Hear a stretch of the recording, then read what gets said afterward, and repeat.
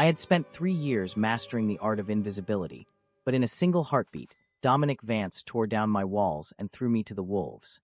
Welcome back to the channel. If you are ready to get lost in a new, intense story full of obsession, romance, and drama, please make sure to hit that like button, subscribe to the channel, and turn on the notification bell. We want to hear your thoughts, so leave a comment below. Now let's begin. Part 1. The Shadow and the Sun. The air in the Grand Hall of St. Halloway's University was not just oxygen and nitrogen. It was composed entirely of perfume, hairspray, and desperation. It was the night of the Ascension Gala, a ridiculous, archaic tradition that the university administration pretended was about networking and alumni mentorship. But everyone knew the truth. It was a marketplace. It was the night when the elite students, the heirs to conglomerates, the sons of politicians, the alphas of our social hierarchy, chose their partners for the final year's capstone project. And I, Elian Thorne, was trying very hard to become one with the velvet curtains. I wasn't a participant. God, no. I was a scholarship student, which in the eyes of St. Halloway's elite, made me something between a charity case and a piece of furniture. While the Omegas and Betas in their shimmering silk suits and designer gowns postured for attention in the center of the room, I was standing in the shadows of the catering station, holding a silver tray of untouched champagne flutes. "Straighten your tie, Thorne," hissed the floor manager, a man named Mr. Henderson who seemed to believe that a scholarship student's existence was a personal insult to his payroll. "You look like you're waiting for a bus, not serving the future leaders of the nation." "Sorry, sir," I mumbled, adjusting the cheap polyester clip-on tie that was slowly strangling me. "And stop slouching. If you drop a single glass, it's coming out of your stipend." He bustled away to scold a girl who had dared to sneeze near the shrimp tower. I let out a breath I didn't know I was holding and leaned back against the cool stone wall. My feet ached. I had been working since 5 a.m., first at the campus library shelving books, then at the coffee shop down the street, and now here. My life was a simple equation: survive, graduate, vanish. I had 1 year left. Just 1 year of enduring the whispers, the sneers, and the casual cruelty of people who had never checked a price tag in their lives. I was a ghost. That was my strategy. I didn't speak unless spoken to. I didn't make eye contact. I wore oversized hoodies and glasses that were slightly too big for my face, hiding the features that my mother used to say were delicate. Here, delicate was blood in the water. A sudden hush fell over the room, rippling out from the massive double doors like a shockwave. The chatter stopped. The clinking of glasses ceased. Even the string quartet seemed to falter for a beat. He was here. I didn't need to look up to know who it was. There was only one person at St. Halloway who commanded that kind of terrified reverence: Dominic Vance. The Vance family practically owned the city. Real estate, tech, shipping. If it made money, a Vance was signing the checks. And Dominic was the crown prince. He was everything a romance novel hero was supposed to be, and everything a real human being shouldn't be. He was 6 feet 2 inches of pure, unadulterated coldness. I risked a glance. I shouldn't have, but curiosity is a traitorous thing. He stood at the top of the grand staircase, looking down at the sea of students like a god surveying a particularly disappointing creation. He wore a black tuxedo that fit him so perfectly it looked like it had been spun from shadows. His hair was dark, swept back from a forehead that was currently creased in boredom. But it was his eyes that froze you. They were gray, not the soft gray of a cloud, but the hard, metallic gray of a loaded gun. He began to descend. The crowd parted. It was pathetic, really. Students who were heirs to millions of dollars scrambled out of his way like frightened deer. Dominic didn't acknowledge them. He didn't smile. He didn't nod. He walked with a lazy, predatory grace, one hand in his pocket, the other hanging loose at his side. Behind him trailed his court, a group of other high-ranking alphas who laughed too loud and took up too much space. But Dominic walked alone, even when surrounded. "He's going to pick Julianne," whispered a girl near the drinks table. She was clutching her friend's arm, so hard her knuckles were white. "It has to be Julianne. Her father is the senator." "No way," the friend hissed back. He rejected her at the spring formal. "I heard he's going to pick someone from the business track. Maybe Marcus." "Marcus? Please." Dominic would eat Marcus alive. I looked down at my tray, focusing on the bubbles rising in the champagne. "Don't look. Don't listen. You are furniture." The Ascension Gala wasn't just a party, it was a ritual. The top alphas would publicly invite a partner to join their table. Accepting meant you were set for life. It meant connections, protection, and a guaranteed A on the capstone. Rejecting. Well, no one rejected an alpha. Especially not Dominic Vance. I watched through my lashes as Dominic reached the bottom of the stairs. A young man, beautiful and glowing in a white suit, Julianne, the senator's son, stepped forward. He was the swan of the academy. Perfect grades, perfect face, perfect pedigree. Dominic, Julian said, his voice breathless. He offered a hand, a smile plastered on his face that screamed pick me, love me. I saved a seat for you at the center table. We could discuss the merger simulation for the project. The room held its breath. This was it, the union of two powerhouses. Dominic stopped. He looked at Julianne's outstretched hand, then up at his face. His expression didn't change. It remained a mask of bored indifference. Julianne, Dominic said. His voice was deep, a rich baritone that seemed to vibrate through the floorboards. You're wearing white linen perfume. Julianne blinked, his smile faltering. Yes? It's custom-made.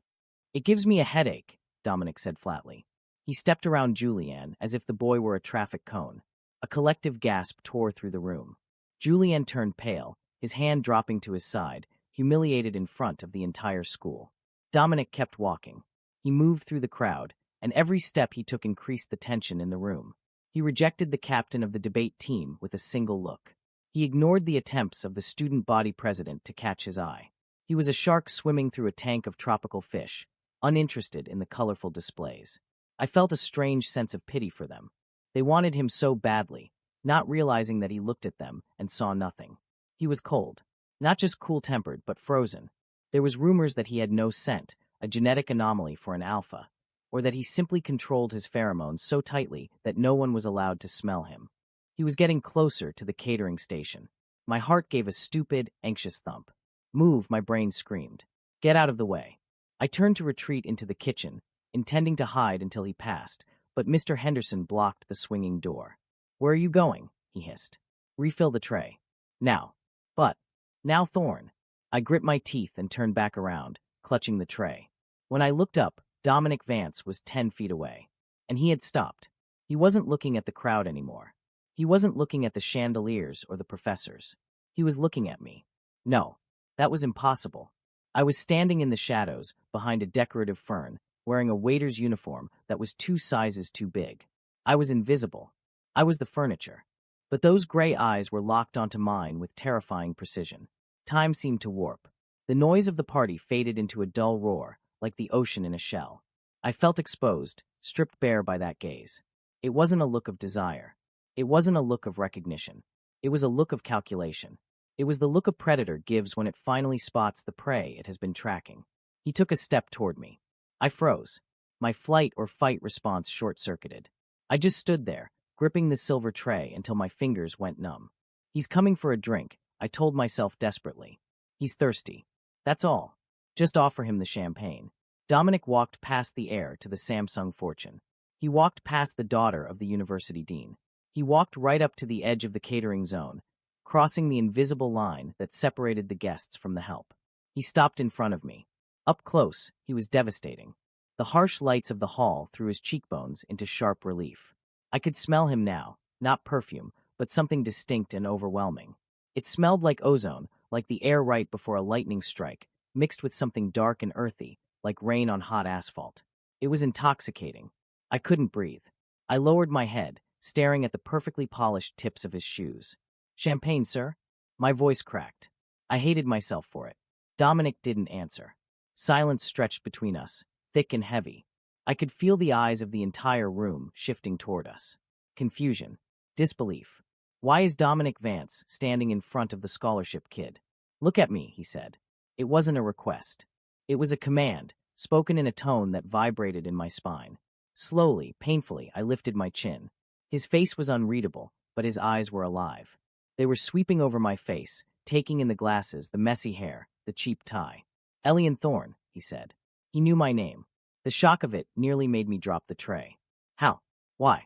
I had never spoken to him. We had never shared a class. I was a ghost. Ah, yes, sir. Put the tray down. Sir, I'm working. I can't. Put the tray down. He didn't raise his voice, but the authority in it was absolute. My hands trembled as I set the champagne tray on the table next to me. The glass clinked loudly in the silence. Good, he murmured. He took a step closer. He was so close now that I could feel the heat radiating from his body. I was backed against the wall. There was nowhere to run. "You have the highest GPA in the economics department," he said. It was a statement of fact, not a question. "You scored a perfect 100 on the advanced game theory final last semester. You work 3 jobs. You sleep an average of 4 hours a night." My mouth fell open. "How do you?" "I do my research," he cut me off. His gaze dropped to my hands, which were shaking at my sides. "You are efficient. You are desperate. And you are invisible." He said the word invisible like it was a compliment. "I don't understand," I whispered. "What do you want?" Dominic Vance smiled. It wasn't a nice smile. It was a sharp, dangerous thing, a baring of teeth that promised violence. "Everyone in this room is boring," he said, his voice low enough that only I could hear. "They are predictable. They want my money, my name, or my body. They are peacocks preening for crumbs." He raised a hand and, with a gentleness that was terrifyingly at odds with his words, reached out and touched the frame of my glasses. His fingers brushed my temple, sending a jolt of electricity straight to my toes. "But you," he whispered, "you have nothing. And because you have nothing, you have everything to lose. That makes you interesting." He pulled his hand back and turned slightly, addressing the room without breaking eye contact with me. "I have made my choice." The room erupted into whispers. Mr. Henderson, the manager, was gaping like a fish. Julian looked like he was about to faint. "Dominic," a voice called out from the crowd, one of his alpha friends. "You can't be serious." He's a waiter." Dominic's eyes flashed. The temperature in the room seemed to drop 10 degrees. "He is my partner," Dominic declared, his voice ringing out clear and cold. "Anyone who has an issue with that can take it up with me. Personally." The threat hung in the air, heavy and suffocating. No one moved. No one breathed. Dominic turned back to me. He extended his hand. Palm up. An invitation. A demand. "Come with me, Elian." I stared at his hand. It was large, broad-backed, powerful. Taking it would mean ending my life as I knew it. It would mean stepping out of the shadows and into the blinding, scorching sun. It would mean becoming a target for every jealous alpha and scorned omega in the school. It was suicide. "I have a shift," I stammered, clinging to the last shred of my reality. Mr. Henderson said. Dominic glanced at Mr. Henderson. The manager turned pale and practically bowed. "He's off the clock," Dominic said. "Permanently." He looked back at me. "Your shift is over. Your life as a waiter is over. Take my hand." My heart was pounding so hard it hurt. I looked at the crowd, the faces of people who had ignored me for years, now twisted in shock and envy. I looked at Dominic, the cold alpha who had rejected elegance for me. And for the first time in my life, I felt a spark of something dangerous. I felt a spark of want. I reached out. My trembling fingers brushed his palm. His hand closed around mine instantly, warm and firm, an iron grip that told me he would not let go. He pulled me away from the wall. He pulled me out of the shadows. "Walk with me," he said. And God help me, I did. He led me through the crowd. He didn't rush. He walked with me at his side, his hand holding mine in a display of possession that made my knees weak. The students parted for us, their eyes wide, their whispers rising like a storm. "Why him? The scholarship kid? Is Dominic crazy? Look at his shoes, they're falling apart." I wanted to shrink. I wanted to disappear. But Dominic's grip tightened, anchoring me. He didn't look at them. He kept his eyes forward, his chin high, dragging me into his world by sheer force of will. We reached the massive double doors. The cool night air hit my face as we stepped out onto the balcony, leaving the suffocating perfume of the gala behind. But he didn't stop there. He led me down the stone steps toward a sleek black car waiting at the curb. The driver opened the door before we even reached it. "Get in," Dominic said. I hesitated. "Where are we going?" He looked at me, the streetlights reflecting in those gray eyes, making them look like pools of mercury. "To my house," he said. "We have work to do. And you need new clothes." "I can't just go to your house," I protested, panic finally finding its voice. "I don't even know you. This is insane. You can't just claim me like a stray cat." Dominic stopped. He turned to face me fully, blocking out the rest of the world. He stepped into my personal space, crowding me against the open door of the car. He lifted a hand and trapped a lock of my hair between his fingers, tugging gently. "You are not a stray cat, Elian," he murmured, his voice dropping an octave, turning rough and smoky. "You are a weapon I intend to sharpen." He leaned down, his lips brushing the shell of my ear. "And I don't claim things I don't intend to keep." He pulled back, his eyes burning with a dark, terrifying intensity. Now, get in. I looked at him. I looked at the dark interior of the car. I looked back at the glowing windows of the gala hall, where my old life lay in tatters. There was no going back. The invisible boy was dead. I ducked my head and climbed into the car. End of Part 1. Part 2, The Cage of Gold and Ice. The interior of the car was a vacuum of silence, hermetically sealed against the chaos we had left behind. I sat pressed against the leather door, my waiter's uniform feeling like a costume that was rapidly shrinking. The fabric scratched at my neck, a constant reminder of who I was. Elian Thorne, the scholarship student, the cafeteria worker, the nobody. And sitting less than 2 feet away from me was Dominic Vance, the uncrowned king of St. Halloway's University, looking out the tinted window as if he hadn't just upended my entire existence. The city lights smeared into long, neon ribbons as we sped down the highway. My heart was still hammering a frantic rhythm against my ribs. Thump, thump, thump, like a trapped bird. "Stop shaking," Dominic said. He didn't look at me. His voice was low, devoid of any obvious emotion, yet it filled the small space instantly. "I'm not shaking," I lied, my voice trembling to betray me. Dominic turned his head slowly. The passing streetlights cut across his face in rhythmic flashes. Shadow, light, shadow, light. It made his gray eyes look like shifting steel. "You are vibrating," he corrected flatly. "It's annoying. Stop it." "I can't just stop it," I snapped, the fear momentarily giving way to hysteria. You just kidnapped me. Do you realize that? You dragged me out of my job. You got me fired." "I didn't get you fired," he interrupted calmly. "I promoted you." "To what?" "Your pet." The words left my mouth before I could filter them. The air in the car changed. It grew heavier, charged with static. Dominic shifted, turning his body fully toward me. The leather of the seat creaked, a sound that seemed deafening in the quiet. He reached out, and I flinched, pressing myself harder against the door. He didn't strike me. He didn't grab me. He simply placed his hand on the seat beside my thigh, leaning in until I could smell that scent again, ozone rain, and something purely, terrifyingly masculine. "A pet implies I want you for comfort," he murmured, his eyes locking onto mine. "I don't need comfort, Elian. I need competence. I need intellect.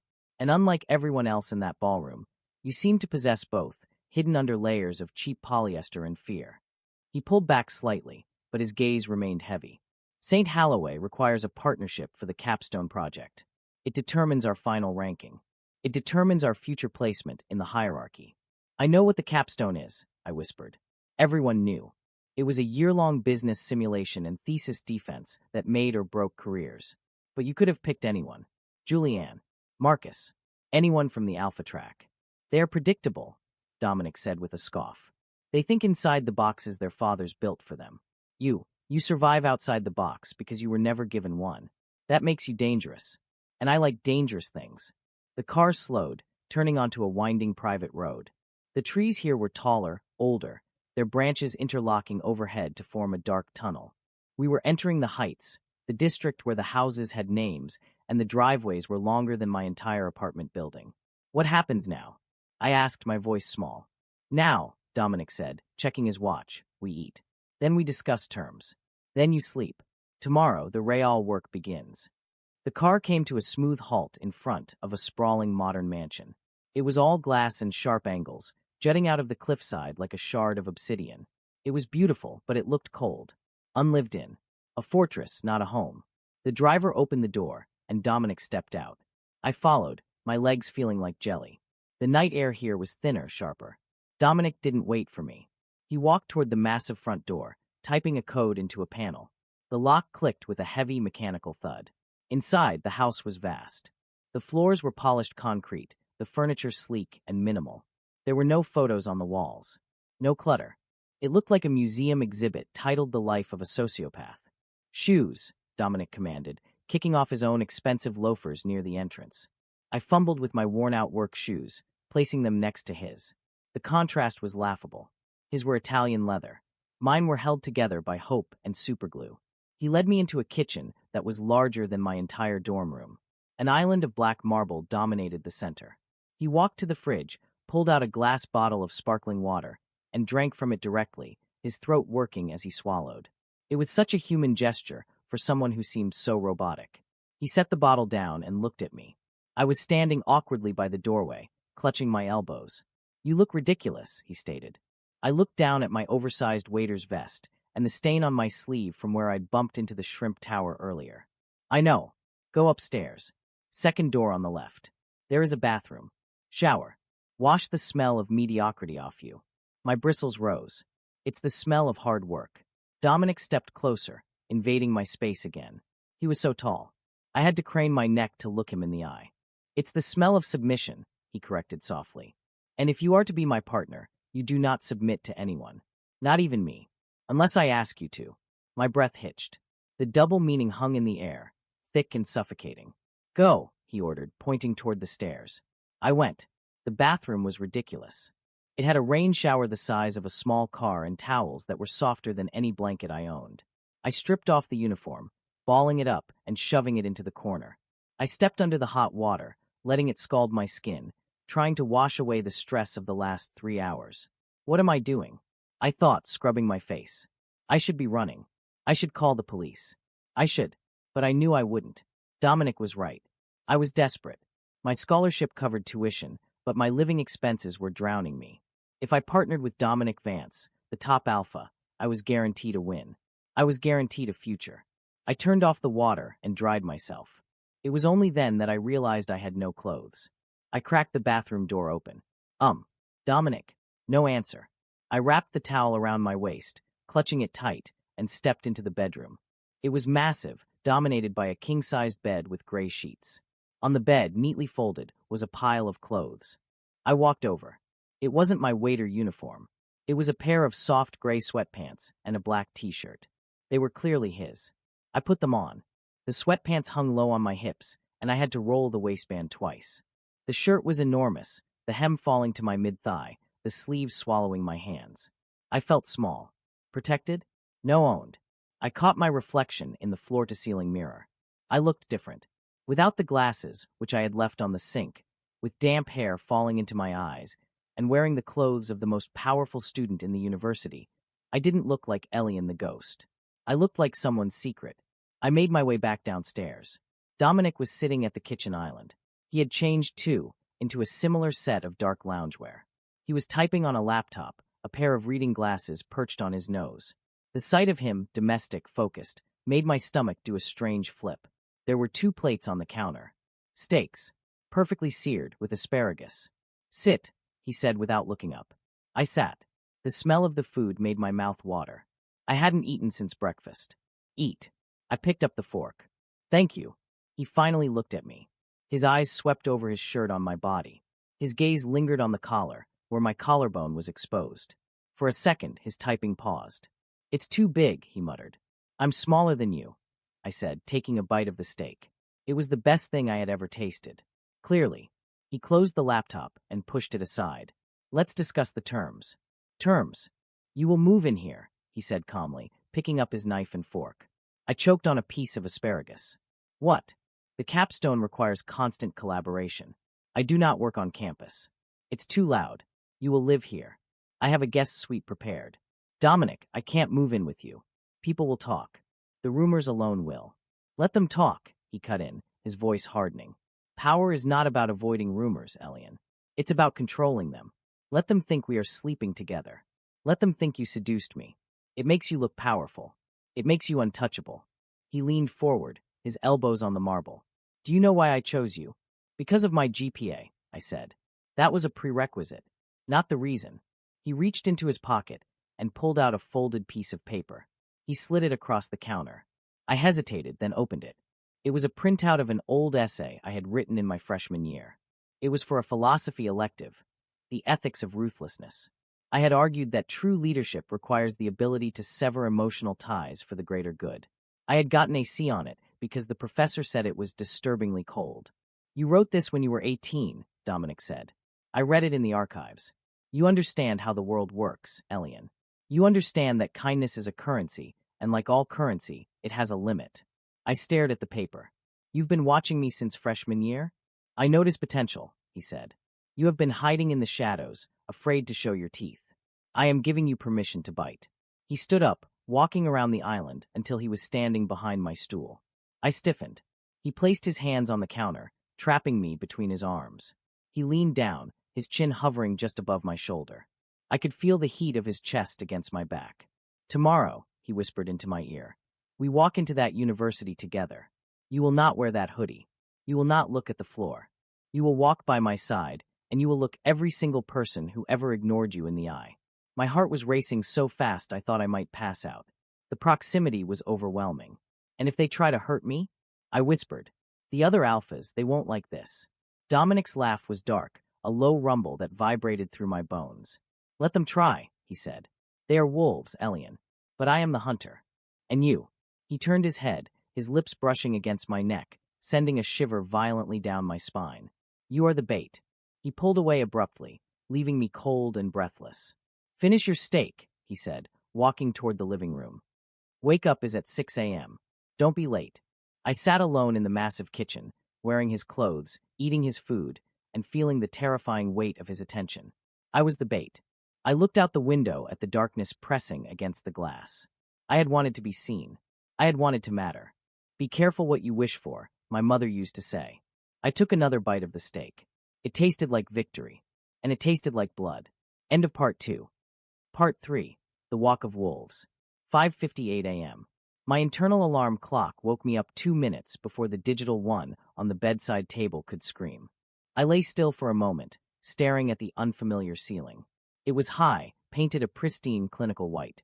The sheets beneath me were high-thread count Egyptian cotton, cool against my skin, a stark contrast to the pilling polyester blend I had slept on for the last 3 years in my dorm. For a split second, I thought it was a dream. Then I turned my head and saw the pile of clothes I had worn yesterday. The oversized waiter's vest, the stained white shirt, heaped in the corner like a discarded skin. Memory crashed over me like a tidal wave. Dominic Vance. The gala. The car. The bait. I threw the covers off. Panic, cold and sharp, spiked in my chest. I couldn't be late. Dominic Vance struck me as the kind of person who would leave me stranded on the highway if I was 30 seconds behind schedule. I scrambled out of bed, showered in record time, and stepped out into the bedroom. On the sleek black dresser, a new stack of clothes was waiting. There was a note on top, written in sharp, angular handwriting. "Burn the other ones." I picked up the clothes. A white button-down shirt, crisp and heavy. Black trousers that looked like they cost more than my tuition. A charcoal gray cashmere sweater. I put them on. The fit was terrifyingly perfect. The trousers hugged my waist without needing a belt. The shirt cuffs hit exactly at my wrists. I looked in the mirror. The boy staring back wasn't Elian the ghost anymore. He looked sharper. Harder. Expensive. I went downstairs. Dominic was in the kitchen, leaning against the marble island, sipping an espresso. He was dressed in a black turtleneck and a long camel coat, looking like he had just stepped out of a magazine editorial about most eligible billionaires. He didn't look up as I entered.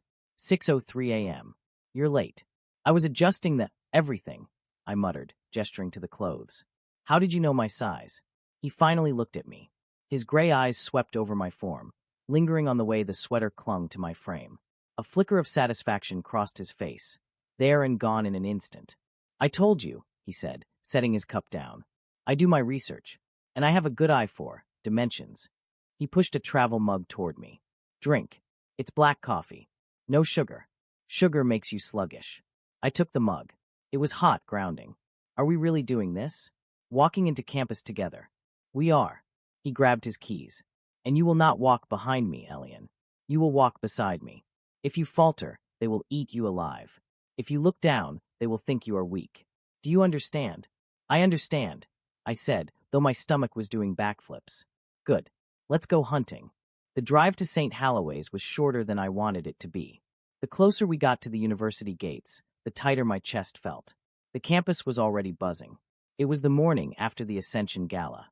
The gossip mill would be running at nuclear capacity. Everyone would be talking about who partnered with whom, who got rejected, and most importantly, who Dominic Vance had chosen. When the black sedan pulled up to the main administrative building, the atmosphere changed instantly. Students who were milling about on the lawn stopped. Heads turned. Phones were raised. "Ready?" Dominic asked. He wasn't looking at me. He was looking at the crowd with that same bored, predatory expression he always wore. "No," I admitted.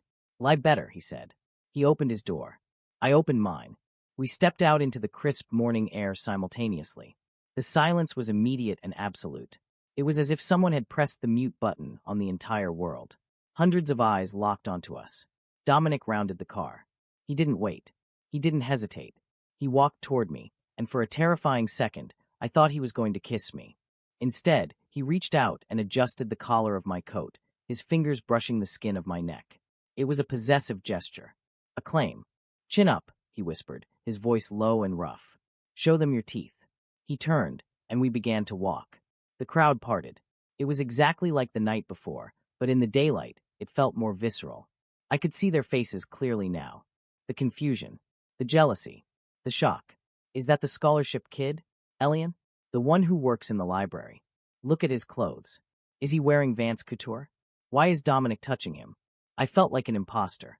I wanted to hunch my shoulders, to make myself small. But then I felt Dominic's presence beside me, a wall of solid, unyielding ice. He wasn't looking at them. He was walking with a rhythmic, powerful stride, and I found myself matching it. Left, right. We were halfway to the building entrance when a figure stepped into our path. It was Julianne. The senator's son looked perfect, as always. His blonde hair was coiffed, his uniform impeccable.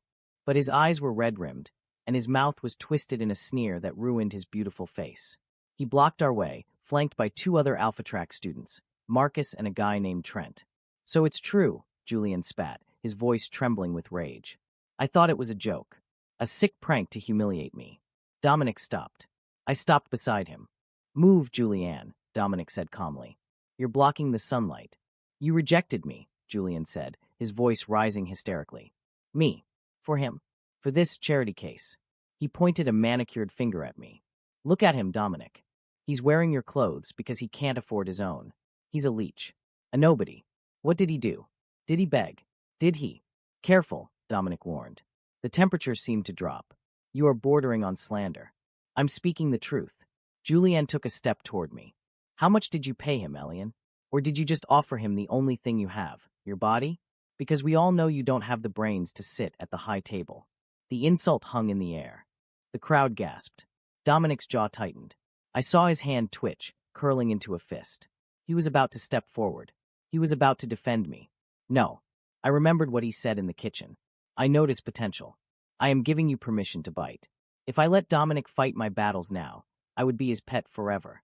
I would be the damsel in this twisted narrative." I stepped forward, cutting Dominic off. I looked Julian dead in the eye. My heart was hammering, but my voice, when it came out, was surprisingly steady. "You're right, Julianne," I said. Julianne blinked, surprised by my admission. "Excuse me. I am a charity case," I continued, adjusting my glasses. "I'm here on a full academic scholarship because I scored in the top 0.1% of the National Aptitude Test. You're here because your father donated a new wing to the library." A ripple of laughter went through the crowd. Julianne's face turned pink. "How dare you? And as for the brains to sit at the high table," I interrupted, stepping closer until I was toe-to-toe with him. "My GPA is a 4.0. Yours is a 3.2. I checked the public rankings this morning. If this partnership was based on merit, Dominic would be dragging you down." I tilted my head, channeling every ounce of coldness I had seen in Dominic. "So please, step aside. We have a capstone to win, and you're wasting my time." Silence. Complete, stunned silence. Julianne's mouth opened and closed like a fish.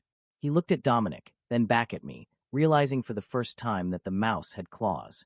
Dominic didn't say a word. But out of the corner of my eye, I saw the corner of his lip twitch upward. "You heard him," Dominic said, his voice laced with dark amusement. "Move." Julianne faltered. His confidence shattered.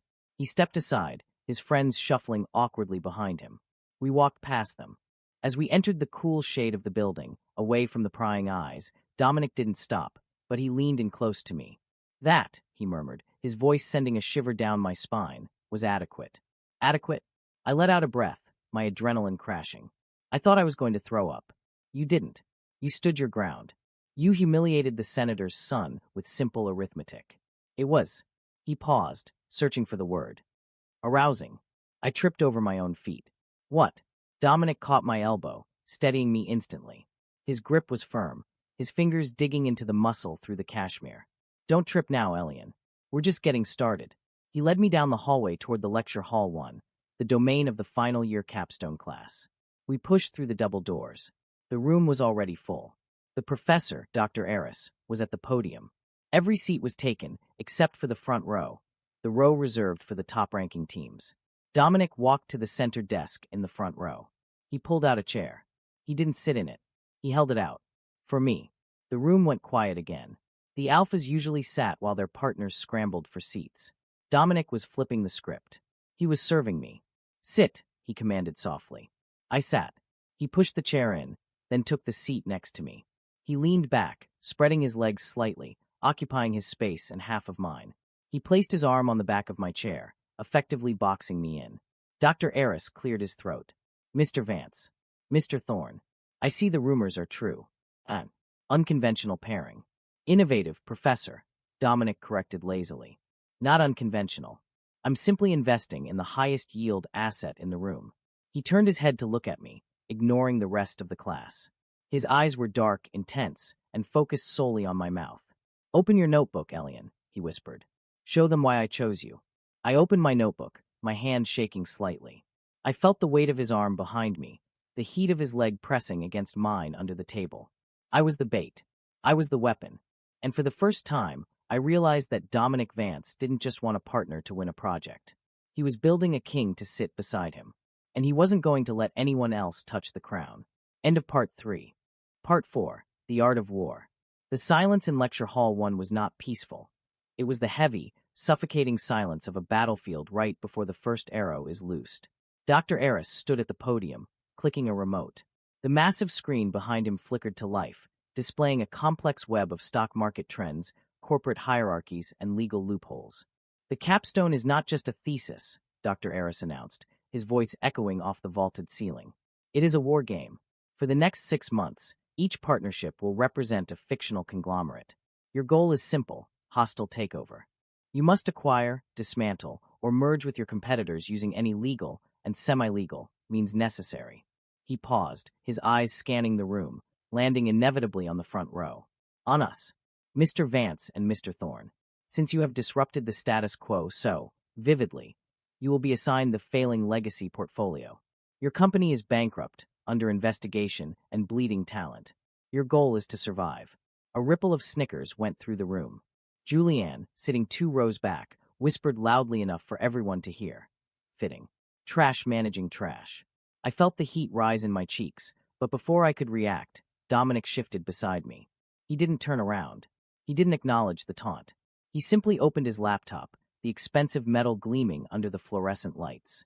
Elian, he said, his voice a low rumble that only I could hear. Don't look at them. Look at the data. I forced my eyes to the screen. The numbers were abysmal. The company we were assigned, Titan Industries, was a sinking ship. Debt-to-equity ratio was 4-to-1. Stock price was in freefall. It's impossible, I whispered, panic clawing at my throat. Dr. Eris set us up to fail. We can't salvage this. We need a miracle. Dominic leaned in, his shoulder pressing against mine. The contact was grounding, a solid anchor in the storm of my anxiety. We don't need a miracle, he murmured, his breath ghosting against my ear. We need a scalpel. You know the tax codes better than anyone in this room. Find the loophole. But, find it. His belief in me was irrational. It was terrifying. And it was electric.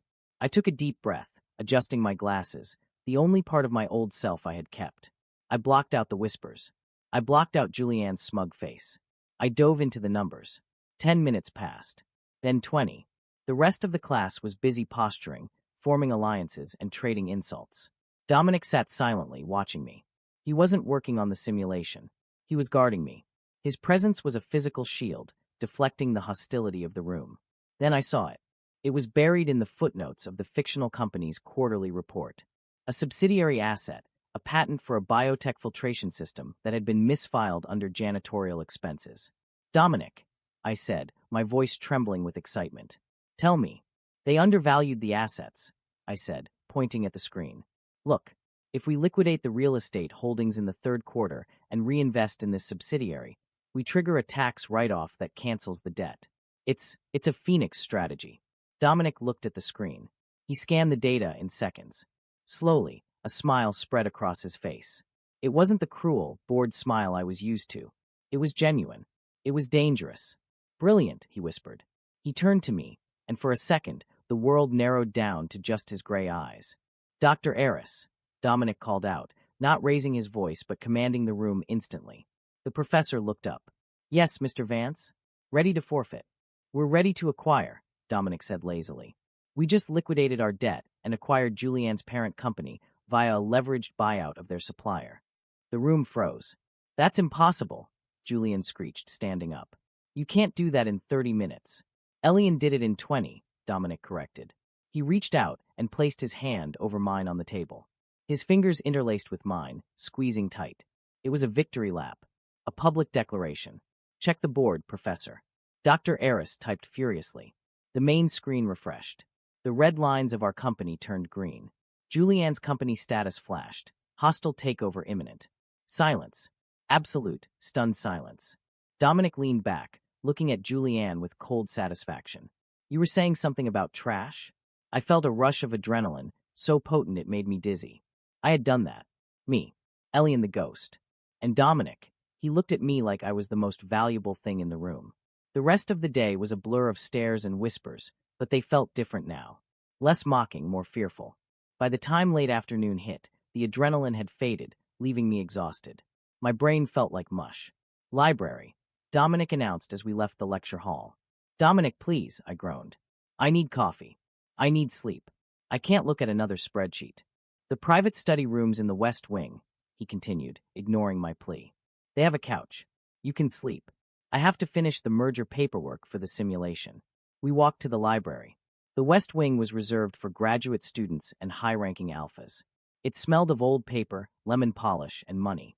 Dominic swiped his ID card, and we entered a private room that looked more like a lawyer's office than a study space. Mahogany table, leather chairs, and a velvet sofa in the corner. I collapsed onto the sofa, dropping my bag. Wake me up in a year. Dominic chuckled, a rare, low sound. He sat at the desk, opening his laptop. 20 minutes, Elian. Then we review the strategy for tomorrow. I closed my eyes. I drifted into a half-sleep, the sound of Dominic's typing acting as a rhythmic lullaby. I don't know how much time passed, but I woke up to the feeling of something warm brushing against my forehead. I blinked open my eyes. Dominic was standing over me. He had taken off his suit jacket and rolled up his sleeves, revealing forearms that were surprisingly muscular. He was leaning down, his hand frozen in midair near my face. You were frowning in your sleep, he said quietly. Was I? My voice was thick with sleep. Yes. You worry too much. His hand moved, and his thumb brushed the space between my eyebrows, smoothing out the tension. His skin was warm, rough calluses against my softness. My heart hammered against my ribs. He was so close. I could smell the coffee on his breath, the distinct scent of rain and ozone that clung to him. Why are you doing this, Dominic? I whispered. The clothes. The defense. The this. Dominic's eyes darkened. He didn't pull away. I told you. You are my partner. Partners don't look at each other like this, I breathed. Like what? Like you're hungry. Dominic's gaze dropped to my lips. The air in the room grew heavy, charged with static electricity. I am always hungry, Elian, he murmured. That is the nature of an alpha. We want. We take. We consume. He leaned closer. I stopped breathing. But with you. He hesitated, a flicker of confusion crossing his face. With you, I find myself wanting to keep. To hoard. It is a new sensation. I don't like it. Then stop, I whispered, though I didn't mean it. I can't. He lowered his head. His lips were inches from mine. I could feel the heat radiating from him. I closed my eyes, tilting my chin up, surrendering to the inevitable gravity of him. Creak. The heavy oak door of the study room groaned open. Dominic pulled back instantly, his mask of indifference slamming back into place faster than a shutter. I sat up, disoriented, my face burning. It wasn't a librarian. It was Marcus, Julianne's friend, and he wasn't alone. 2 seniors from the wrestling team were behind him, blocking the exit. Well, Marcus sneered, stepping into the room. Cozy. Dominic stood up. He didn't look flustered. He looked bored, but there was a tension in his shoulders that hadn't been there a moment ago. Get out, Dominic said flatly. Or what? Marcus laughed. You going to buy my dad's company too? You think you're untouchable, Vance? You think you can just drag your little pet in here and humiliate Julianne without consequences? I think you are trespassing, Dominic said, taking a step forward. And I think you are about 5 seconds away from an expulsion hearing. We're just here to talk to Elian, Marcus said, his eyes sliding to me. There was something in his gaze that made my blood run cold. Malice. Pure, unadulterated malice. We just want to know what makes him so special. Is it the mouth? It must be the mouth. I flinched. The crudeness of the insult was like a slap. Dominic moved. It happened so fast I almost missed it. One moment Dominic was standing by the desk. The next he was in front of Marcus, his hand wrapped around the other boy's throat. He slammed Marcus against the bookshelves. Books tumbled to the floor with a crash. Dominic, I shouted, scrambling off the sofa. The two wrestling guys stepped forward, but Dominic didn't even look at them. He was staring into Marcus's eyes, his expression terrifyingly blank. Repeat that, Dominic whispered. I dare you. Marcus gagged, clawing at Dominic's hand. Let go. You speak of him again, Dominic said, his voice a low hiss. You look at him again, and I will ensure that not only do you never graduate, but you never work in this city. I will bury you under so much litigation your grandchildren will be paying the legal fees. He tightened his grip. Marcus's face was turning purple. Dominic, stop. I grabbed Dominic's arm. You're going to kill him. He's not worth it. Dominic froze. He looked down at my hand on his arm. He looked at my face, saw the fear in my eyes. Slowly, reluctantly, he released his grip. Marcus slumped to the floor, gasping for air, clutching his throat. Get out, Dominic said. Before I change my mind. Marcus scrambled up, stumbling toward the door. The wrestling guys looked at Dominic, then at each other, and wisely decided to retreat. They dragged Marcus out and slammed the door behind them. The silence that followed was deafening. Dominic stood facing the bookshelves, his chest heaving slightly. His hands were clenched into fists at his sides. I stood there, trembling. I had never seen violence like that. I had never seen anyone defend me like that. Dominic, I whispered. He turned. The coldness was gone. In its place was a raw, chaotic storm. Are you hurt? He demanded. He crossed the distance between us in 2 strides, grabbing my shoulders. His eyes scanned my face, my neck, my arms. Did they touch you? Did they say anything else? I'm fine, I said, though my legs felt weak. You choked him. He insulted you. People insult me all the time, Dominic. You can't just strangle everyone who makes a mean comment. I can, he growled. And I will. He pulled me into him. It wasn't a gentle hug. It was a desperate collision. He buried his face in the crook of my neck, inhaling deeply. His arms wrapped around my waist, crushing me against him. I didn't account for this, he mumbled against my skin. For what? The rage, he admitted. I am calculated. I am cold. That is what I am. But when he looked at you, I wanted to tear the world apart. He pulled back, his hands cupping my face.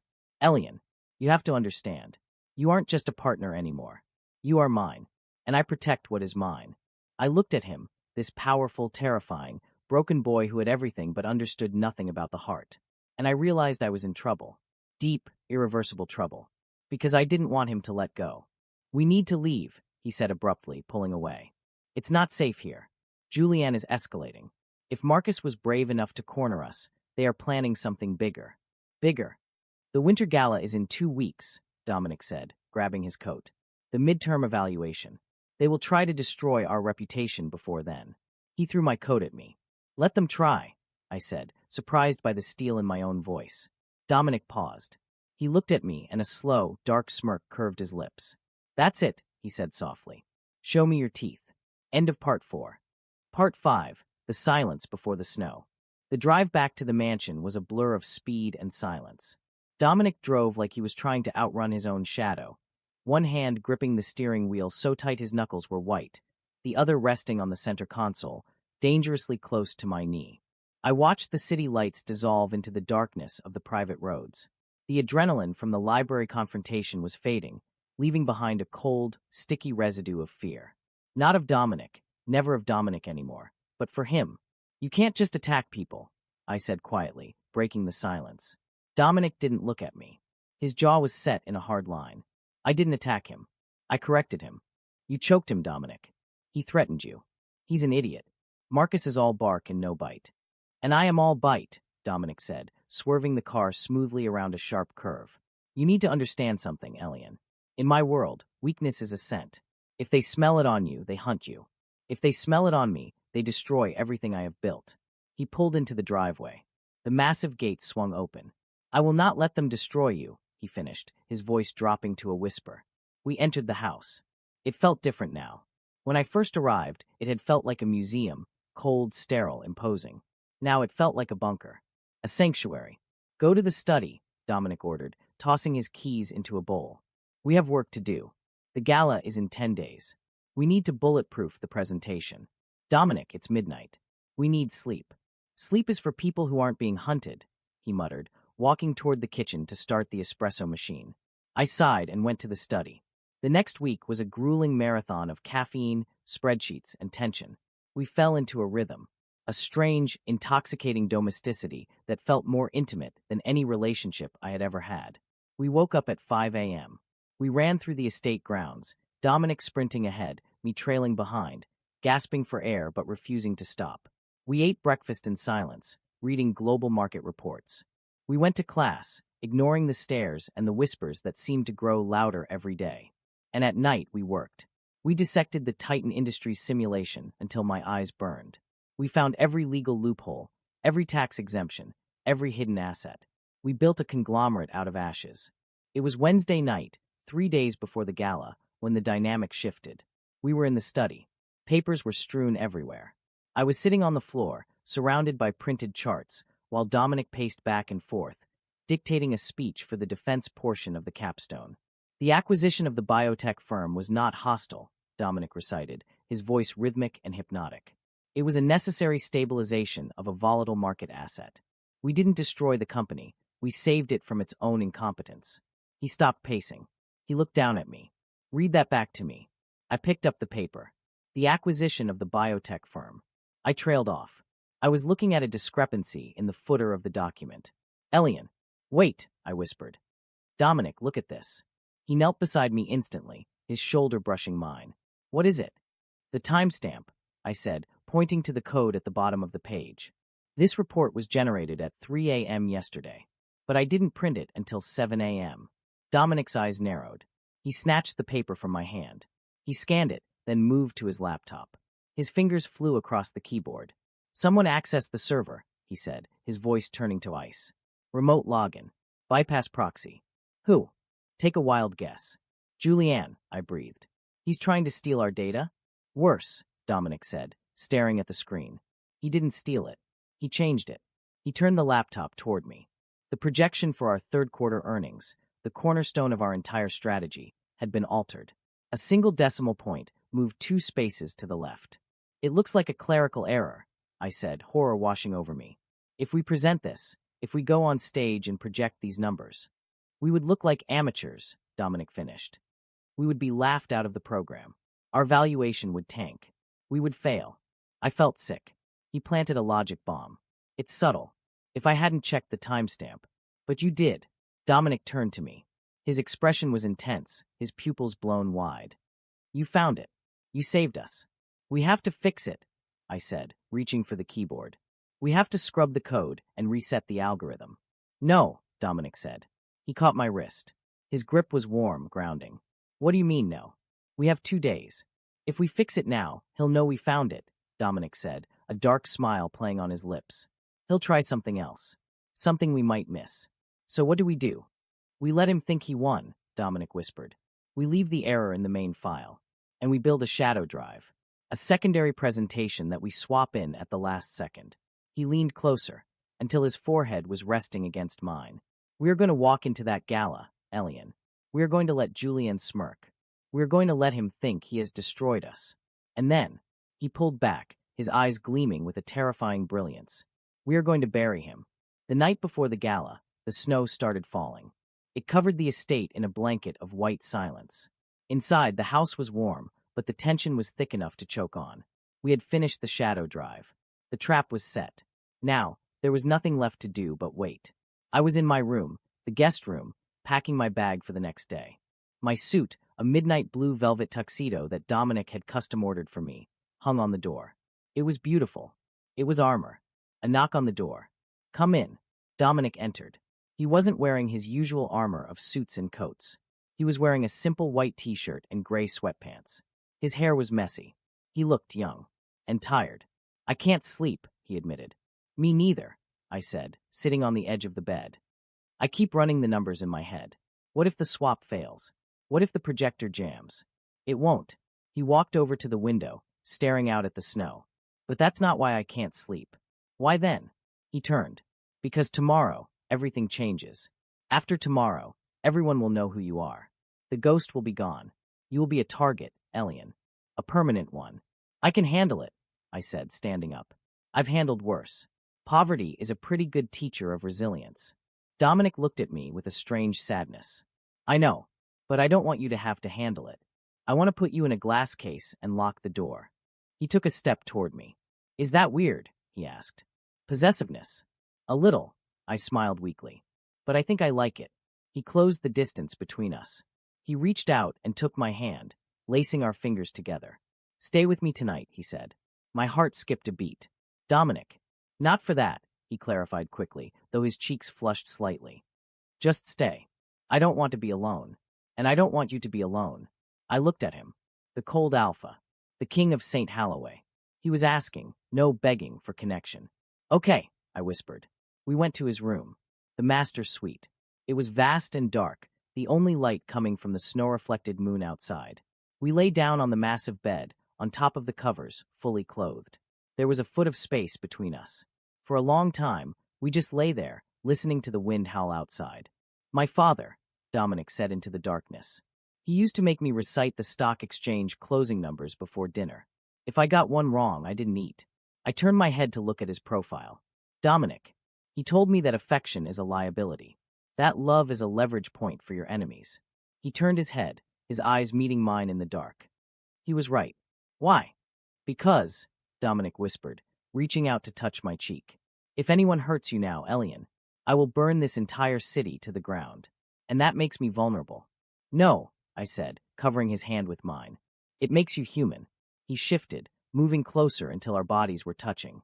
He wrapped an arm around my waist, pulling me into his chest. I could hear his heartbeat, steady, strong, rhythmic. Sleep, he commanded softly. I'll watch. And for the first time in years, I felt completely safe. I closed my eyes and let the darkness take me, anchored by the weight of the Alpha who had chosen me against the world. The Winter Gala was a spectacle of excess.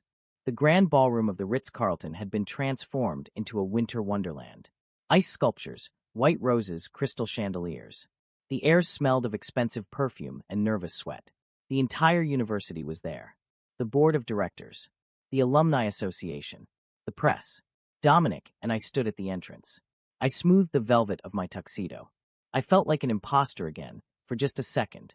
Then I felt Dominic's hand on the small of my back. Head up, he murmured. Shoulders back. You are Elian Thorne.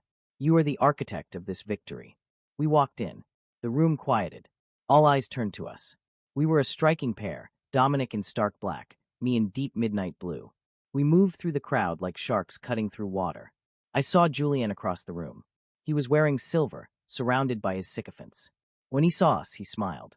It was a nasty, triumphant smile. He raised his glass in a mock toast. Enjoy it while it lasts, I thought. Mr. Vance, Mr. Thorne, Dr. Eris announced from the stage. Please take the podium. You have 20 minutes to present your strategy for Titan Industries. Dominic squeezed my shoulder once. Showtime. We walked up the stairs to the stage. The lights were blinding. I couldn't see the audience, just a sea of darkness beyond the glare. Dominic took the microphone. Ladies and gentlemen of the board, tonight, we will show you how to turn a failing legacy into a future empire. He nodded to me. I stepped up to the laptop connected to the massive projector screen. This was it, the moment of truth. I plugged in our drive. Not the shadow drive, the original one, the infected one. Dominic's plan was risky. We had to let the error show first. We had to let Julian think he had won, just for a second, to bait him into revealing himself. I clicked open. The presentation loaded. The first slide appeared, Titan Industries, Q3 projected earnings. And there it was. The error. The red line plummeting off the chart. A gasp went through the room. What is this? Dr. Eris asked, stepping forward. Mr. Vance, your projections show a 90% loss. This is bankruptcy. Is it? Dominic asked calmly. It's incompetence. Julianne's voice rang out from the front row. He stood up, looking delighted. They didn't check their algorithms. They're frauds. The murmurs grew to a roar. The board members were frowning. I looked at Dominic. He wasn't looking at the screen. He was looking at Julianne. "Wait," I said into my microphone. My voice echoed, cutting through the noise. I hit a key. Control plus Alt plus Z. The screen flickered. The red line vanished. In its place, a new graphic appeared. It wasn't a chart. It was a log file. User, J_Senator_Sun_01 access time. 3 a.m. action. Modify_cell_B45 IP address. ST_Holloway_Dorm_Alpha_Wing. The silence that fell over the room was instant and terrifying. Julianne's smile vanished. His face went white. "Whatever are you talking about, Julianne?" Dominic asked, his voice smooth as silk but sharp as a razor. "We didn't check our algorithms? Or did you check them for us?" Dominic stepped forward to the edge of the stage, looming over the audience. "This is not just a presentation about Titan Industries," he declared. "This is a lesson in corporate espionage. We anticipated a hostile attack. We allowed the attacker to enter. And we traced the source." He pointed a finger at Julianne. "Board members, I move that the opposing team be disqualified for violation of the ethics code. And I move that Titan Industries be declared the victor." I swapped the drive. I clicked the button. The real presentation appeared. Green lines. Massive profits. A perfect, untouchable strategy. The room erupted. Not in whispers, but in applause. Shocked, awed applause. Dominic turned to me. The lights reflected in his eyes, making them shine like stars. He didn't smile. He didn't need to. He reached out and took my hand, right there on stage, in front of the entire world. He lifted my hand to his lips and kissed my knuckles. "Checkmate," he whispered against my skin. I looked out at the crowd. I saw Julian being escorted out by security. I saw the board members nodding in approval. We had won. But as I looked at Dominic, at the fierce pride in his eyes, I realized the game wasn't over. Because in the shadows at the back of the room, a man was watching us. A man in a gray suit who looked exactly like an older, colder version of Dominic. Dominic's father. And he didn't look impressed. He looked hungry. Dominic followed my gaze. His body went rigid. His grip on my hand tightened until it hurt. "Elian," he whispered, his voice trembling for the first time since I'd met him. "Don't look at him." "Who is it?" "The real monster," Dominic said. "Run." End of Part 6, The King's Gambit. The applause was a physical weight, pressing against my eardrums, a roar of approval from 500 of the city's most powerful people. But to me, it sounded like static. "Run," Dominic had whispered. But we couldn't run. We were on a stage, bathed in blinding white spotlights, the centerpiece of the Winter Gala. Running now would be social suicide. It would be an admission of guilt, of fear. I squeezed Dominic's hand, my fingernails digging into his palm. His skin was cold, unnaturally so. The cold alpha was freezing over, retreating into the fortress of his mind where he had survived his childhood. "Dominic," I said, my voice barely audible over the clapping. I didn't look at the back of the room where his father stood. I looked at him. "Stay with me. Don't go to that place." He blinked, the glaze over his gray eyes fracturing slightly. He looked down at me. "He's here," Dominic murmured, his voice hollow. "He wasn't supposed to come. He never comes to the midterms." "It doesn't matter," I said, forcing a steel into my voice that I didn't feel. "We won. We just humiliated his biggest rival's son. We secured the board's favor. We are untouchable right now." "No one is untouchable to Silas Vance," Dominic replied. Dr. Eris was bustling toward us, a wide, sycophantic smile plastered on his face. "Brilliant. Simply brilliant. Mr. Vance, Mr. Thorne, that was the most ruthless display of corporate defense I have seen in 20 years. The board is demanding a reception line." "We need to leave," Dominic said abruptly, turning away from the professor. "But the chairman wants to." I said we are leaving. Dominic grabbed my arm, his grip bruising, and practically dragged me down the stage stairs. We didn't head for the main exit where the photographers were flashing their bulbs like lightning storms. We headed for the service exit, the narrow corridor used by the catering staff. We pushed through the heavy velvet curtains and spilled into the hallway. It was quiet here, the roar of the party muffled by thick walls. The air smelled of sanitizer and old mop water, a stark contrast to the expensive perfumes inside. "Okay," I breathed, leaning against the concrete wall. "We're out. Let's get to the car." Too late. Dominic's voice was a dead thing. I looked up. Standing at the end of the hallway, blocking the exit to the parking lot, was a figure. He was tall, broader than Dominic, wearing a suit that cost more than the building we were standing in. His hair was silver, swept back severely. His face was a map of hard lines and cruel angles. But it was the eyes that stopped my heart. They were Dominic's eyes, gray, piercing, intelligent, but devoid of any humanity. Silas Vance. He didn't move. He just stood there, hands clasped behind his back, waiting. Dominic stiffened beside me. I could feel the tremors running through his body, vibrating into mine. This wasn't just fear. This was conditioning. This was a lifetime of psychological warfare manifesting in a single moment. "Father," Dominic said. It wasn't a greeting. It was a surrender. Silas walked forward. His steps were slow, deliberate, the sound of his shoes echoing on the linoleum like gunshots. "Dominic," Silas said. His voice was smooth, deep, and terrifyingly calm. "That was a messy performance." "We won," Dominic said, though he didn't make eye contact. He looked at his father's tie knot. "You won," Silas corrected, "because your opponent was an incompetent child. You relied on a logic bomb. You relied on luck. A true Vance does not rely on luck. He relies on domination." Silas stopped 3 feet away from us. The air in the hallway seemed to drop 20 degrees. Finally, Silas turned his eyes to me. I felt like a bug pinned under a microscope. He didn't look at me with hate. He didn't look at me with disgust. He looked at me with nothing. I was a variable in an equation he was trying to balance. "And this," Silas said, gesturing vaguely at me, "is the distraction." "He is my partner," Dominic said. "He is a waiter," Silas countered dryly. I read his file. Elian Thorne. Scholarship student. Deceased parents. No assets. No connections. A parasite attached to a host.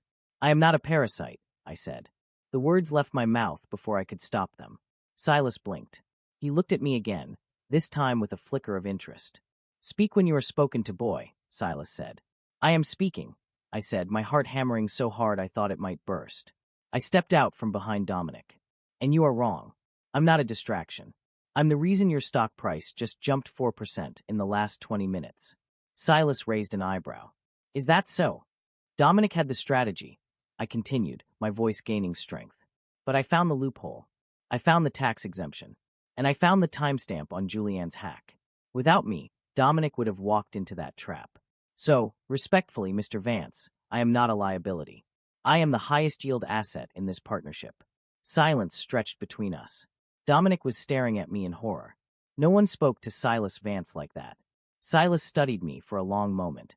Then a slow, cruel smile spread across his face. "He has teeth," Silas mused. He looked back at Dominic. "A pity." "Why?" Dominic asked hoarsely. "Because," Silas sighed, adjusting his cufflinks. "Attachments make you weak, Dominic. You know this. You performed well tonight, but I saw the way you looked at him on that stage. You held his hand. You hesitated." Silas took a step closer to Dominic, invading his personal space. "You are my heir. You are the future of Vance Global. You cannot afford a weakness. And Silas pointed a finger at my chest without touching me. "He is a massive, glowing target. If you keep him, everyone will use him to get to you. They will hurt him. They will break him. And in doing so, they will break you." He reached into his pocket and pulled out a checkbook. "So let's solve the problem," Silas said, clicking a gold pen. He wrote a number and tore the check out. He held it out to me. $1 million, Silas said. "Tuition paid. An apartment in New York. A job at any firm you want, as long as it isn't mine." I looked at the check. It was more money than I would make in 10 years. "Take it," Silas commanded. "Leave the city tonight. Never speak to my son again." Dominic didn't move. He was frozen, his eyes fixed on the check. He was waiting. He was waiting to see if I would take it. He expected me to take it. Why wouldn't I? I was poor. I was struggling. This was the golden ticket. I reached out. I took the check from Silas's fingers. Dominic let out a small, broken sound, like a wounded animal. I looked at the check. I looked at the zeros. Then, slowly, deliberately, I tore it in half. Then in quarters. I let the pieces flutter to the floor like confetti. "I think you misunderstood the valuation," I said, meeting Silas's gaze head-on. "Dominic isn't for sale. And neither am I." Silas's face hardened. The amusement was gone. Now there was only cold rage. "You are making a mistake," Silas whispered. "I can ruin you. I can make sure you never work a day in your life. I can erase you." "Try," I said. Silas stepped forward, his hand raising as if to strike. Wham! Dominic moved. He stepped between us, his chest colliding with his father's. He caught Silas's wrist in midair. The hallway went deadly silent. Dominic was shaking. He was terrified, but he was there. He was holding his father's arm, his grip iron tight. "Don't," Dominic snarled. It was a sound I had never heard from him. It was guttural, primal. "Don't you dare touch him." Silas looked at his son's hand on his wrist. He looked at the fire in Dominic's eyes. For the first time, the father looked surprised. "You defy me?" Silas asked quietly. "For this." "For him," Dominic corrected. "You told me to find a partner, father. You told me to find someone who challenges me. Someone who isn't afraid." Dominic shoved his father's hand away. "I found him, and if you try to ruin him, I will burn Vance Global to the ground myself. I know where the bodies are buried, Silas. I know the offshore accounts. I know the shell companies. Do not test me." Silas stared at his son. He searched for the fear, the submission. But it wasn't there. In its place was something new. Something Silas had inadvertently created. A king. Silas slowly lowered his hand. He straightened his jacket. He looked at me, then at Dominic. A strange expression crossed his face. Not pride, exactly, but respect. The respect a predator has for another predator. "Very well," Silas said coldly. "You have made your choice." He stepped back. "But remember this, Dominic. The crown is heavy. And now that you have a queen," he glanced at me, "you have something to lose. Watch your back." Silas turned on his heel and walked away. He didn't look back. We watched him disappear down the hallway, the sound of his footsteps fading into the distance. The second he was gone, Dominic collapsed. His knees gave out. I caught him, wrapping my arms around his waist, lowering us both to the floor. We sat there on the cold linoleum, tangled together in our expensive suits. Dominic was gasping for air, his face buried in my shoulder. He was shaking so hard his teeth were chattering. "I did it," he choked out. I stood up to him. "You did," I whispered, stroking his hair. "You were amazing. You were perfect. I thought." He pulled back, his eyes searching mine. "When you took the check, I thought you were leaving." "I'm never leaving," I said fiercely. "You chose me, Dominic. You pulled me out of the shadows. You're stuck with me." He looked at me with such raw, unguarded intensity that I felt my breath hitch. "I don't just want you for the capstone," he whispered. "I don't just want you for the business. I know. I love you," he said. The words hung in the air, simple and absolute. "I love you too," I said. Dominic leaned in. This time, there was no hesitation. No crowd. No cameras. Just us. He kissed me. It wasn't like the gentle touches before. It was desperate. It was acclaiming. It tasted of fear and relief and victory. His hands tangled in my hair, pulling me closer until there was no space left between us. I kissed him back with everything I had, pouring all the adrenaline and love of the last few weeks into the contact. We were a mess. We were exhausted. We were targets. But as we sat there in the hallway, holding onto each other like lifelines, I knew one thing for sure. We had won. Epilogue, 6 months later. The spring sun was shining on the campus of St. Halloway's. The cherry blossoms were in bloom, painting the world in shades of pink and white. I sat on the stone bench near the fountain, a book open on my lap. But I wasn't reading. I was watching. Dominic was walking across the quad. He looked different now. The tension that used to carry in his shoulders was gone. He walked with an easy confidence, his tie loosened, his jacket slung over one shoulder. People still stared. They always would. He was Dominic Vance, the heir, the genius, the cold alpha. But when he saw me, the coldness vanished. A smile, real, bright, and blinding, broke across his face. He changed his trajectory, ignoring the group of students trying to get his attention, and walked straight to me. "Ready to go?" he asked, stopping in front of the bench. "Depends," I said, closing my book. "Did you finish the merger proposal?" "Done," he said. "And I fired the marketing team." "Dominic, they were incompetent," he shrugged. "Besides, I want to hire you." "I'm expensive," I teased, standing up. "I know," he said, reaching out to fix my glasses, his fingers lingering on my cheek. "But I have the budget." He took my hand. We walked toward the gates together. We passed the spot where Julian used to hold court. He had transferred to a school in Europe after the scandal. We passed the library where we had first fought. We passed the ghosts of who we used to be. The invisible boy and the cold alpha were gone. In their place were partners. Dominic squeezed my hand. I squeezed back. "Where to?" I asked. Dominic looked at the horizon, at the city skyline rising in the distance. The Vance Global Tower dominated the view, a gleaming needle of glass and steel. But he didn't look at it with fear anymore. He looked at it like a conqueror. "Home," he said. And as we walked out of the gates and into the rest of our lives, I realized he didn't mean the mansion. He didn't mean the building. He meant us. End of story.